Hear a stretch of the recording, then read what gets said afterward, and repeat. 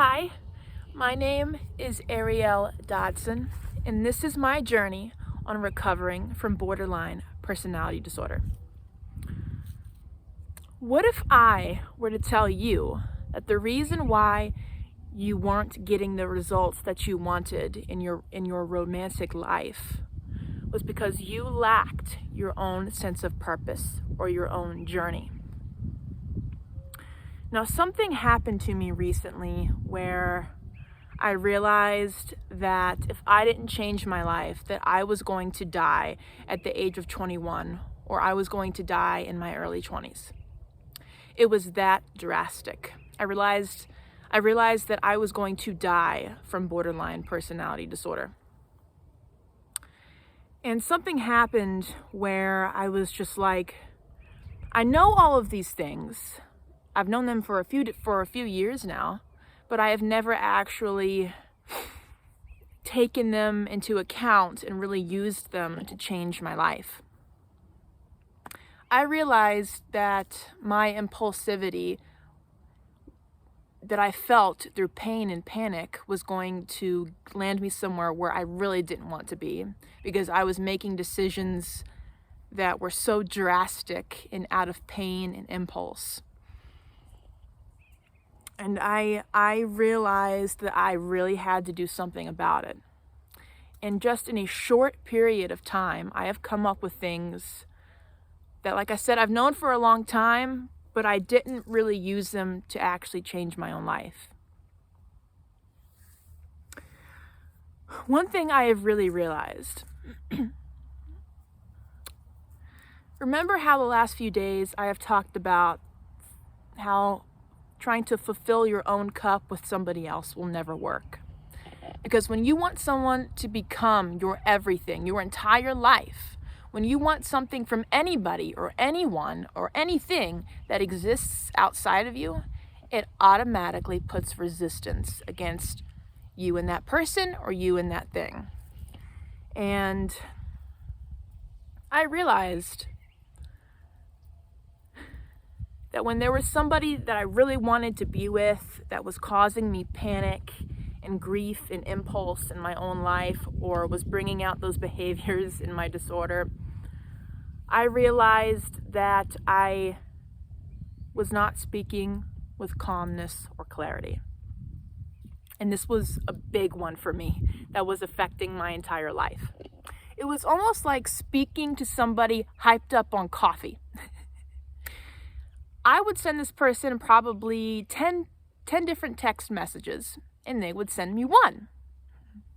That is a big red flag that you're doing something wrong, or that you're acting out of impulse. And number two, this person really tried to pinpoint something to me. Hey, you aren't speaking with sense. You're saying one thing, but saying the complete opposite other thing. And that's when I really realized,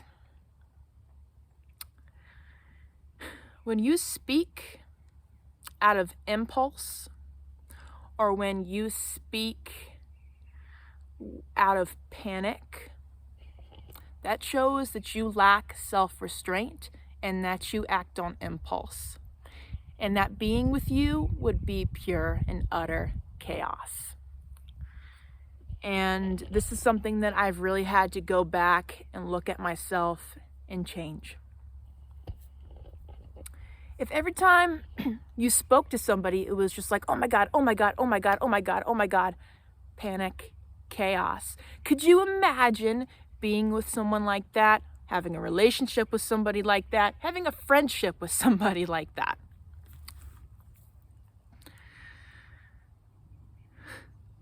Remember to always speak with calm and clarity. And this is another thing. I heard somebody talk about borderline personality disorder on a TED Talk one time. And he said, have you ever seen an adult throw a tantrum before? You know, when a 2-year-old does it, it's, scary. But when an adult does it, it's terrifying. And somebody really pointed out to me recently every single time that something doesn't go your way, you act like this. What I was really doing was I was basing my entire level of calmness on somebody else.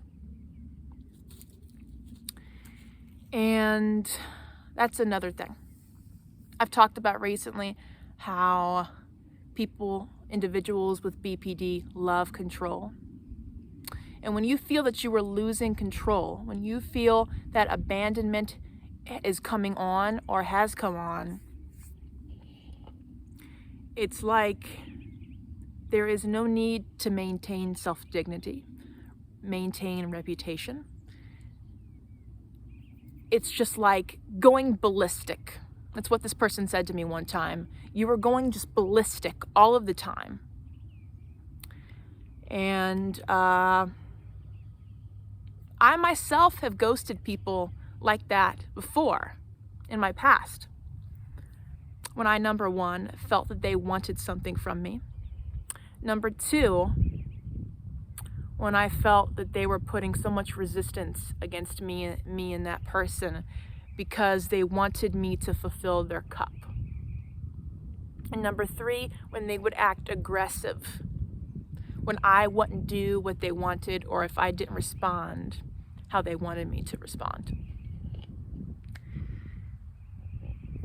And all of those things will make healthy and normal people run from you like the wind.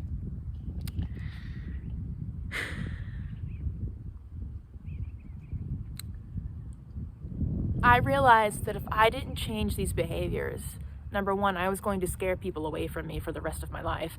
Number two, I was going to die because I was in so much pain and I was causing so much panic and chaos in my own life that something was just not working. And I've known something wasn't quite right and wasn't working for a long time now. But something must have happened in individuals with borderline personality disorder where they became emotionally stunted. Have you ever dealt with somebody with BPD before and it was almost like dealing with a child? That is where the fear of abandonment plays in. It's our sense of in fear of abandonment is so great. It's like a parent dropping us off at school or fearing that a parent won't come back from work. It all stems from childhood trauma. And that is also where adult tantruming comes from. We are so emotionally stunted that a lot of our own behaviors are the same behaviors that children exhibit.